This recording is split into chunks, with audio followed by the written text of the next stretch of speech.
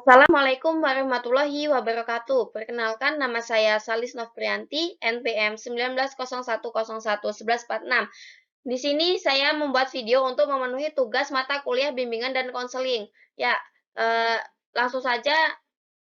Pengertian, tujuan, dan fungsi bimbingan dan konseling. Yang pertama, menurut Rahman Natawijaya, bimbingan dapat diartikan sebagai suatu proses pemberian bantuan kepada individu yang dilakukan secara berkesinambungan supaya individu tersebut dapat memahami dirinya sendiri sehingga dia sanggup mengarahkan dirinya dan dapat bertindak secara wajar sesuai dengan tuntunan dan keadaan lingkungan sekolah, keluarga, dan masyarakat dan kehidupan pada umumnya. Dengan demikian, dia akan dapat menikmati kebahagiaan hidupnya dan dapat memberikan sumbangan yang berarti kepada kehidupan masyarakat pada umumnya. Selanjutnya, tujuan bimbingan dan konseling terbagi menjadi dua, yaitu tujuan umum. Yang kedua, tujuan khusus. Tujuan umum bimbingan dan konseling adalah untuk membantu individu mengembangkan diri secara optimal sesuai dengan tahap perkembangan dan predisposisi yang dimilikinya. Tujuan khusus yaitu layanan bimbingan konseling adalah untuk membantu siswa agar mencapai tujuan-tujuan perkembangan meliputi aspek antara lain pribadi, sosial, belajar, dan karir. Selanjutnya, fungsi bimbingan dan konseling. Yang pertama, fungsi pencegahan atau preventif. Yang kedua, fungsi pemahaman. Yang ketiga, fungsi perbaikan. Yang keempat, fungsi pemeliharaan dan pengembangan. Yang kelima, fungsi penyembuhan. Yang keenam, fungsi penyaluran. Yang ketujuh adalah fungsi penyesuaian. Selanjutnya, landasan dasar bimbingan konseling. Yang pertama, landasan filosofis. Yang kedua, landasan historis. Yang ketiga, landasan religius. Yang keempat, landasan psikologis. Yang kelima, landasan sosial budaya. Yang keenam, landasan ilmiah teknologis. Yang ketujuh ada landasan pedagogis. Selanjutnya, prinsip umum dan prinsip khusus. Prinsip umum bimbingan konseling yaitu ada prinsip-prinsip berkenaan dengan sasaran layanan bimbingan dan konseling. Yang kedua ada prinsip berkenaan dengan permasalahan individu bimbingan dan konseling. Yang ketiga ada prinsip berkenaan dengan program pelayanan, program bimbingan dan konseling. Yang keempat ada prinsip berkenaan dengan pelaksanaan layanan bimbingan dan konseling. Yang kelima, prinsip bimbingan konseling di sekolah dalam melaksanakan kegiatan bimbingan dan konseling di sekolah. Prinsip khusus bimbingan konseling yaitu yang pertama ada prinsip khusus yang berhubungan dengan individu yang memberikan bimbingan konselor di sekolah.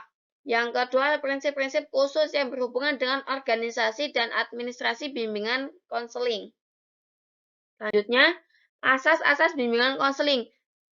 Menurut Prayitno, asas bimbingan dan konseling yang yaitu asas kerahasiaan, kesukarelaan, keterbukaan, kekinian, kemandirian, kegiatan, kedinamisan, keterpaduan, kenormatifan, keahlian, ahli tangan, Tutwuri Handayani.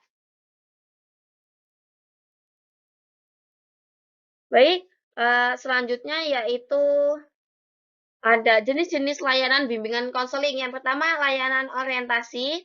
Yang kedua, ada layanan informasi. Yang ketiga, layanan penempatan dan penyaluran layanan. Yang keempat, layanan bimbingan belajar. Yang kelima, layanan konseling. Yang keenam, ada layanan bimbingan dan konseling. Yang ketujuh, ada layanan konsultasi. Yang kedelapan, ada layanan meditasi. Yang kesembilan, ada layanan advokasi. Nah, selanjutnya, kegiatan pendukung bimbingan dan konseling. Kegiatan pendukung bimbingan dan konseling adalah usaha untuk mengumpulkan data dan keterangan tentang diri peserta didik atau klien dengan keterangan tentang lingkungannya, baik itu di lingkungan keluarga, sekolah, ataupun di lingkungan sekitarnya. Selanjutnya, miskonsepsi dalam bimbingan konseling. Miskonsepsi bimbingan dan konseling, Prayitno menjelaskan ada beberapa kesalahpahaman dalam bidang bimbingan dan konseling yang sampai saat ini terjadi dalam pelaksanaan konseling tersebut, yakni yang pertama ada bimbingan dan konseling disamakan saja atau dipisahkan sama sekali dengan pendidikan. BK dianggap sama dengan pengajaran sehingga tidak perlu pelayanan khusus BK. Yang kedua ada konselor sekolah atau guru pembimbing dianggap sebagai polisi sekolah. Yang ketiga bimbingan dan konseling sama semata-mata hanya sebagai proses pemberian nasihat. Yang keempat ada menganggap bahwa pelayanan BK bisa dilakukan oleh siapa saja. Selanjutnya, masalah belajar dan penanggulangannya. Masalah-masalah belajar dan penanggulangannya. Slametov merumuskan pengertian tentang belajar. Menurutnya, belajar adalah suatu proses usaha yang dilakukan individu untuk memperoleh satu perubahan tingkah laku yang baru secara keseluruhan sebagai hasil pengalaman individu itu sendiri dalam interaksi dengan lingkungan. Dalam pengertian masalah belajar di atas, maka dapat dirincikan jenis-jenis siswa yang mengalami permasalahan dalam belajar, yaitu yang pertama ada siswa yang tidak mampu mencapai tujuan belajar atau hasil belajar sesuai dengan pencapaian teman-teman seusianya yang ada dalam kelas yang sama. Yang kedua, siswa mengalami keterlambatan akademik. Yang ketiga, siswa yang secara nyata tidak dapat mencapai kemampuannya sendiri atau tingkat IQ yang di atas rata-rata. Selanjutnya, ada masalah umum dan penanggulangannya. Ada beberapa masalah yang dialami oleh para siswa di sekolah. Antara lain yang pertama adalah masalah emosi. Emosi remaja sering sangat kuat. Yang kedua ada masalah perilaku sosial. Tanda-tanda masalah perilaku sosial pada siswa dapat dilihat dari adanya diskriminasi terhadap mereka yang berlatar belakang ras, agama, atau sosial ekonomi yang berbeda. Yang ketiga ada masalah normal yang terjadi pada siswa terjadi oleh adanya ketidakmampuan remaja dalam membedakan mana yang benar dan mana yang salah.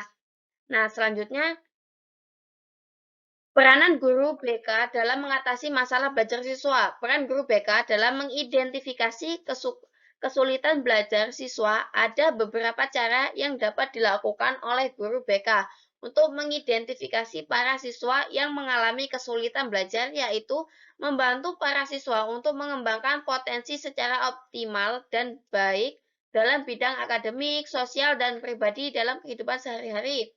Siswa juga akan mendapat pengalaman belajar yang baik di sekolah.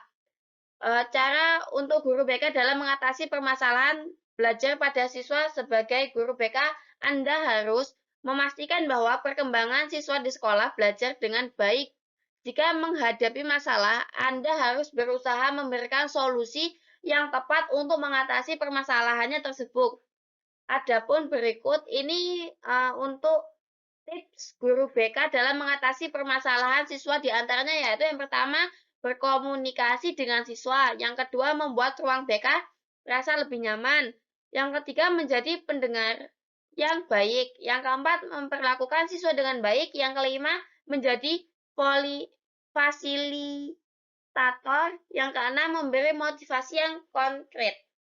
Cukup sekian penjelasan dari saya. Apabila ada salah kata dari saya mohon maaf. Saya akhiri. Wassalamualaikum warahmatullahi wabarakatuh.